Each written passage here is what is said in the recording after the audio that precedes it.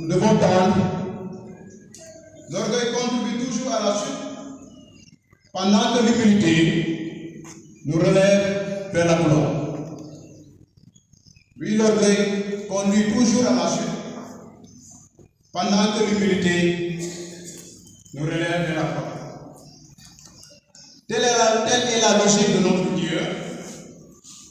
Discrètement, humblement, mais sûrement.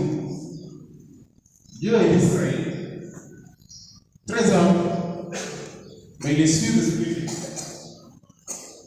C'est le mode opératoire du Dieu que Jésus nous révèle dans l'évangile d'aujourd'hui.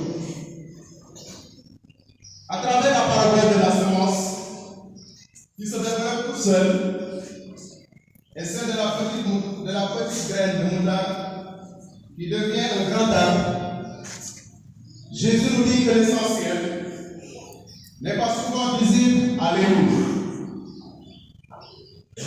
Ces deux petites paraboles ou images sont une forte interpellation pour nous croyants vivants au cœur de ce monde envahi par la corruption morale et spirituelle.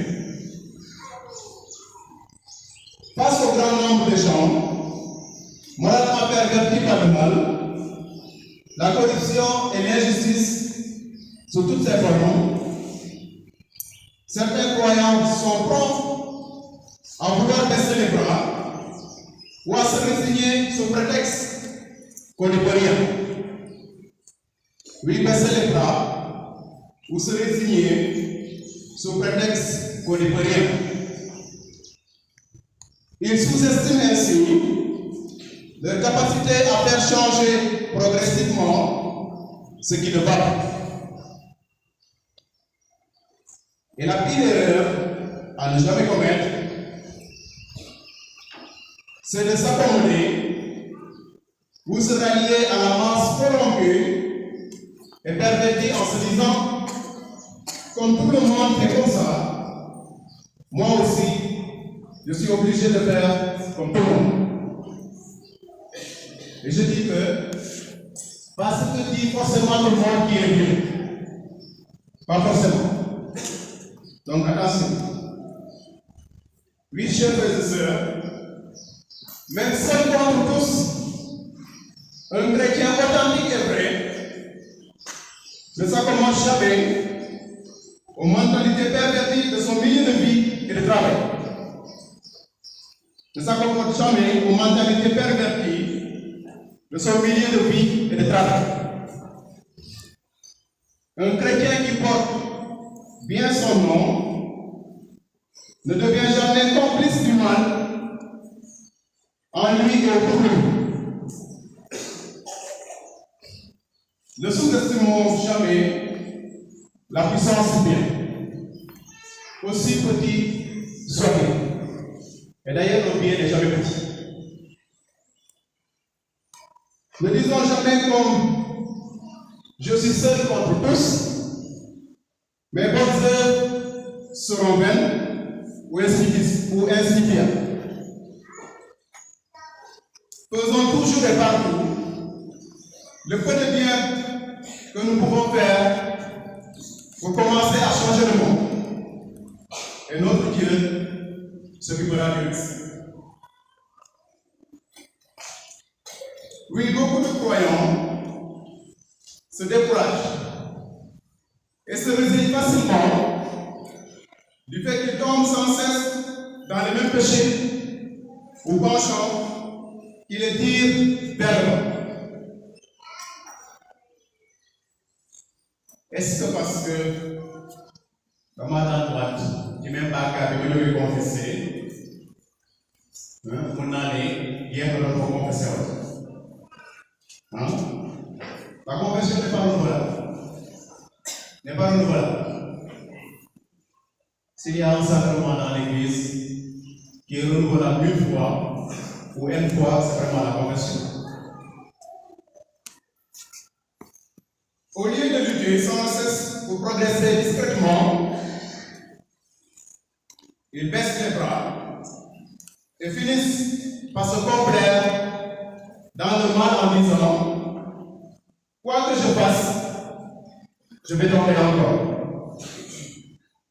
Oui, même si tu dois tomber 1000 fois et dans les mêmes péchés, essaie de te relever sans cesse et de prendre la vie.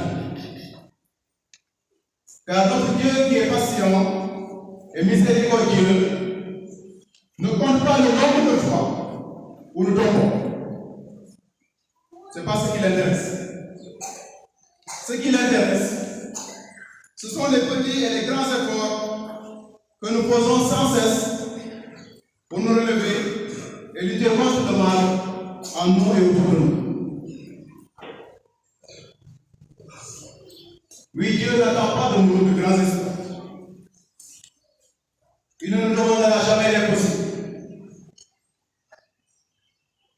Il ne nous demande pas d'en finir tout d'un avec tous nos défauts et toutes les injustices du monde. Les paraboles de l'évangile du jour nous signalent que le royaume de Dieu n'est pas pressé. Ce n'est pas une question de vitesse ou de précipitation. Oui, pas une question de vitesse ni de précipitation. Il nous faut simplement être des semeurs d'espoir, des semeurs de bon grain du royaume dans ce monde perverti par la laideur du mal et du péché. Et en toutes circonstances, ne sous-estimons pas le peu de bien que nous pouvons faire. Face à toute situation du mal et d'injustice, que chacun se dise, certes, ce n'est pas moi qui vais changer tout cela, mais le changement que j'espère ne viendra jamais si moi je ne fais rien. Oui, on ne peut pas changer tout, certes, mais si nous espérons au changement, nous devons y travailler. Ce n'est pas à nous de sauver notre monde ou de nous sauver nous-mêmes. Mais Dieu ne nous sauvera pas sans nous-mêmes, c'est-à-dire sans notre effort et notre collaboration. Remarquons-le, les actes les plus salutaires de notre Dieu ne s'accomplissent pas souvent de façon spectaculaire ou ostentatoire. Le salut de notre Dieu procède à l'image de cette semence qui germe discrètement tout seul, comme cette petite graine de moutarde qui finit par devenir un grand arbre à l'issue de tous. Il en est de même pour le rythme de notre conversion et des changements opérés dans nos milieux. On commence discrètement et petit à petit. Et un jour, on finit par être surpris des résultats de nos petits efforts.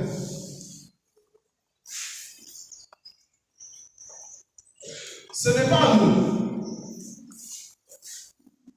de nous soucier de comment, ni de quand est-ce que le mal sera totalement vaincu par le bien. Notre travail, c'est de semer sans cesse les grains du bien, de la justice et de l'amour en nous et autour de nous. C'est le Dieu qui nous appelle à la conversion et à l'édification de son royaume sur terre, qui s'occupera de la croissance. Celui qui fera mûrir un jour tout le bien que nous avons semé comme le souligne l'Évangile. Nuit et jour, qu'il dort ou qu'il se lève, la semence germe et grandit, il ne sait comment. Que les grâces de cette Eucharistie nous aident à ne jamais abandonner la lutte contre le mal en nous et autour de nous. Puissons-nous dans l'humilité et la patience, et surtout la persévérance, faire sans cesse ce que nous pouvons pour qu'advienne le règne de notre Dieu dans notre milieu de vie et de travail. Que tout honneur et toute gloire reviennent à notre Dieu, maintenant et pour les siècles des siècles.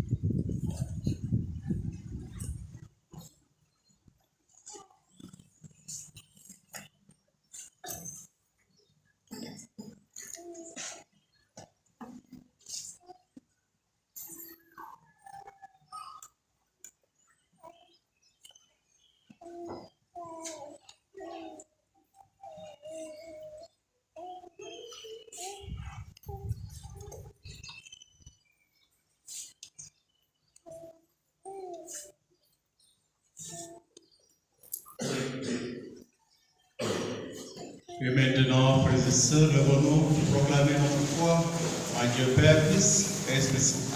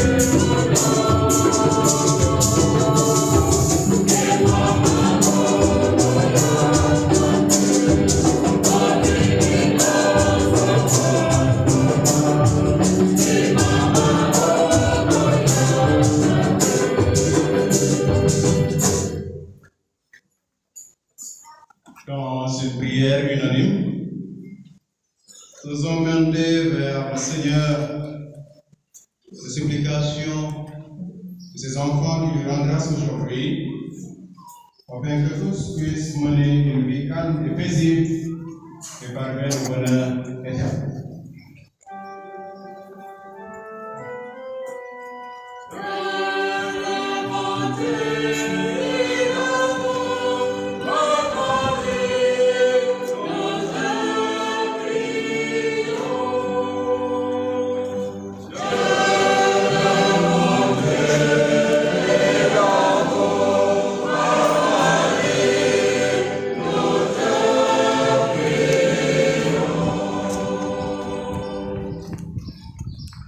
Pour la Sainte Église catholique, pour ses serviteurs, le pape François, notre Père évêque André, tous les évêques, les prêtres et sœurs et tous les consacrés de Dieu, comme l'est de ton Esprit Saint, afin qu'il continue de semer la parole de Dieu dans le cœur de tous les fidèles.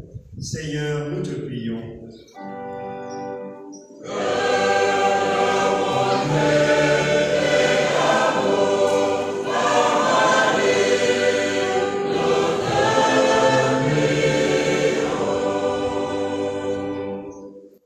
Pour tous ceux-là qui sont investis de mission, que ce soit d'ordre spirituel ou temporel, prions particulièrement pour nos responsables politiques, qu'ils soient et restent toujours au service de leur peuple pour répondre à leurs aspirations. Seigneur, nous te prions.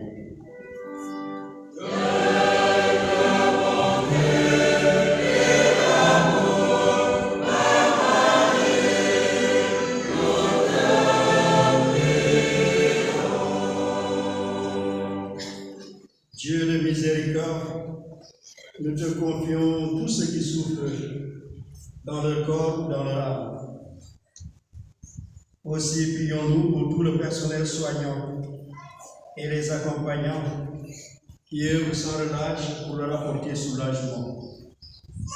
Que les grâces de ton Esprit Saint les accompagnent dans le travail. Ensemble, prions le Seigneur.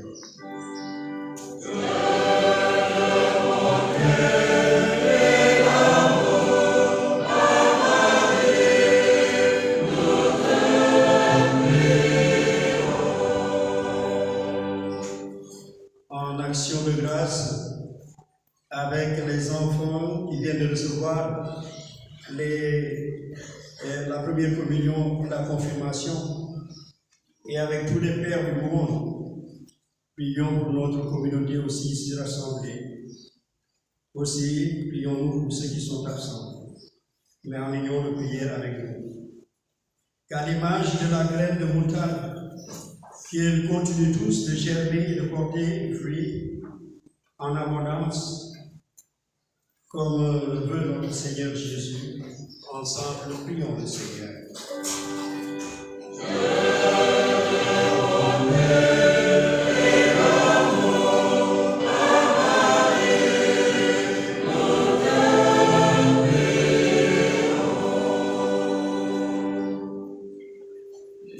Regarde avec bonté, Seigneur, le peuple qui se confie en ta miséricorde, et comme il ne peut subsister sans toi, soutiens-le maintenant de tes bienfaits pour qu'il progresse jusqu'à l'éternité par le Christ notre Seigneur.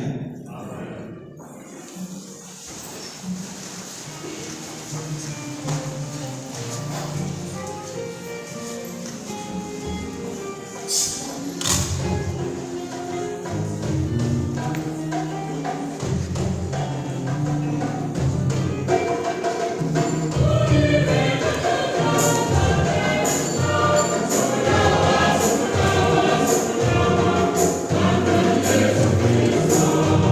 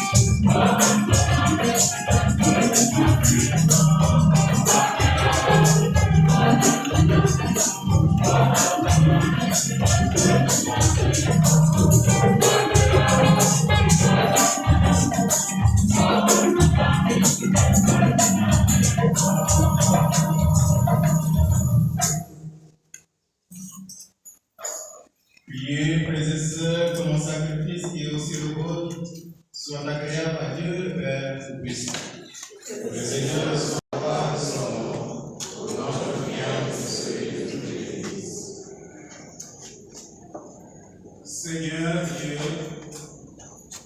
tu donnes à notre humanité la nourriture qui fortifie et le sacrement qui renouvelle. Nous t'en prions, fais que ton secours ne manque jamais à nos corps et à nos esprits, par le Christ notre Seigneur.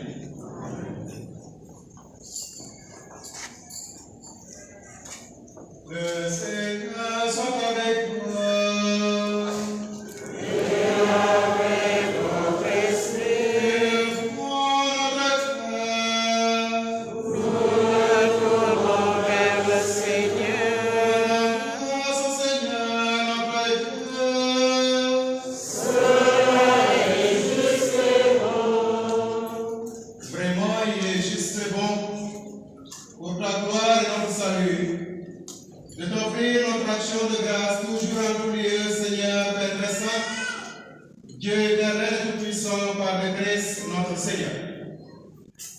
Par sa naissance, il a renouvelé la condition humaine destinée à vieillir. Par sa passion, il a effacé nos fautes. Par sa résurrection d'entre les morts, il a donné accès à la vie éternelle. Et par son ascension auprès de toi, notre Père, il a ouvert les portes du ciel. C'est pourquoi, avec la multitude des anges et des saints, nous chantons l'hymne de ta gloire et sans fin le proclame.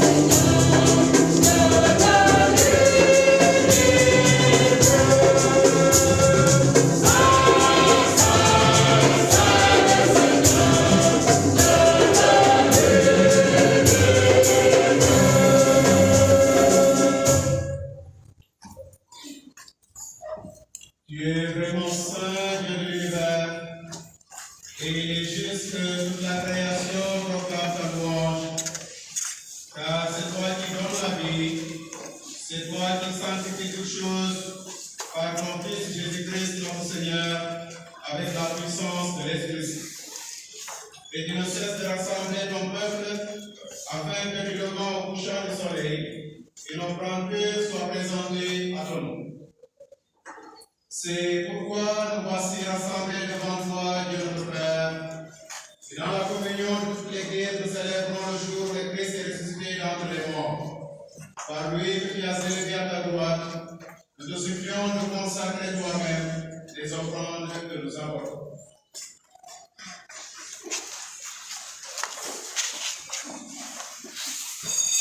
Sanctifié par ton esprit, pour qu'elle devienne le corps et le sang de son Fils Jésus-Christ notre Seigneur, qui nous a dit de célébrer ce mystère. La nuit même où il fut livré, il prit le pain, en te rendant grâce, il dit la bénédiction, il rompit le pain et le donna à ses disciples en disant: Prenez et mangez-en tous, ceci est mon corps livré pour vous.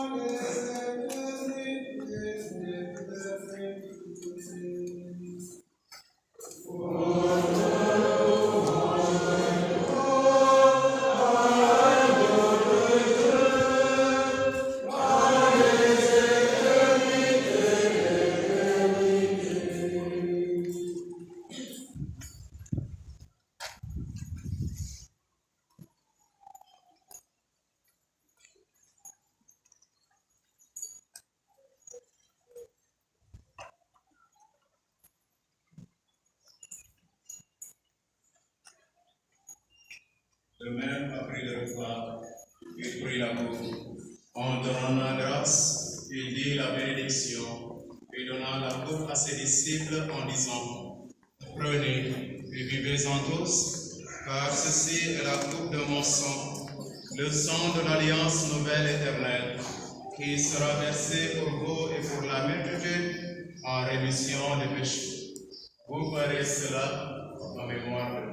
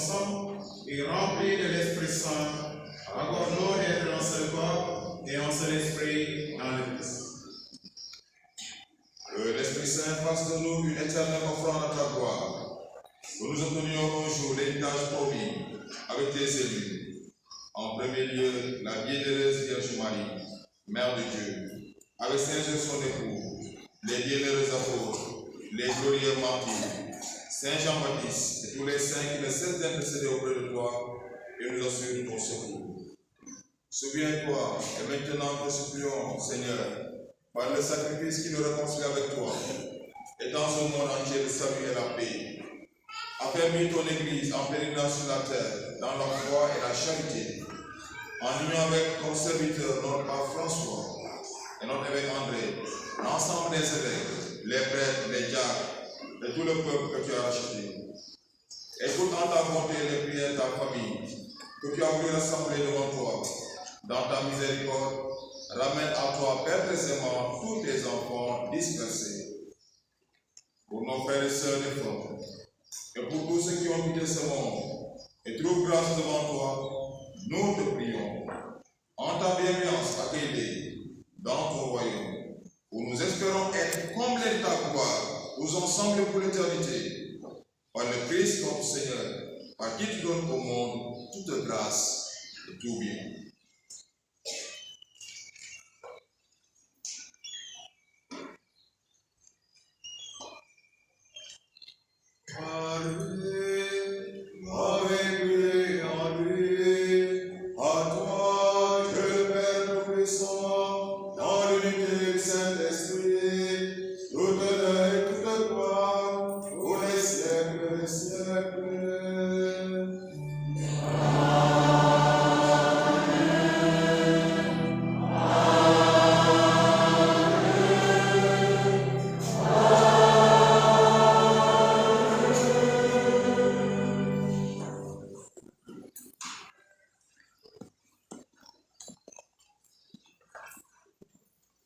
Et dans le même esprit, nous pouvons dire avec confiance.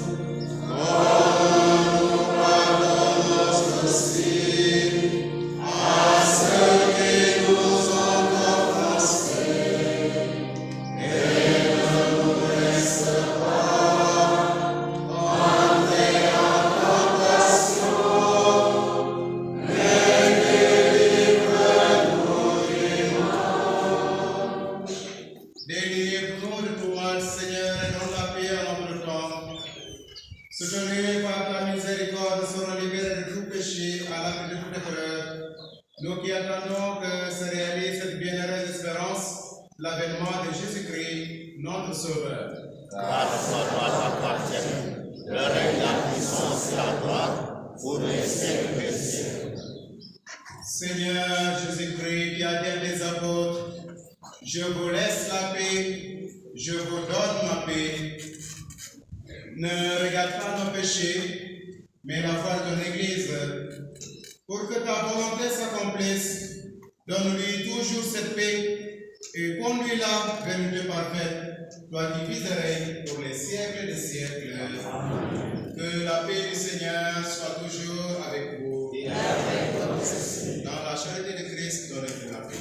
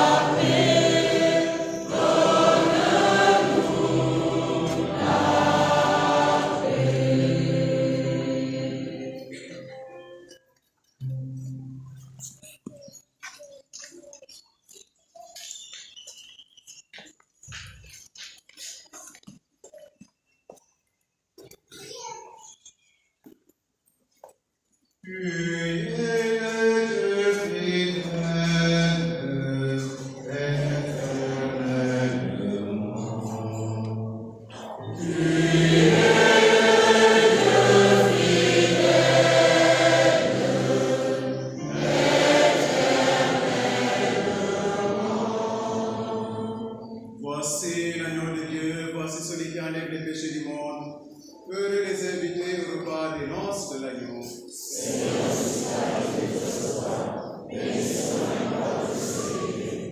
Que le corps et le sang de Jésus-Christ nous gardent jusqu'à la vie éternelle. Amen.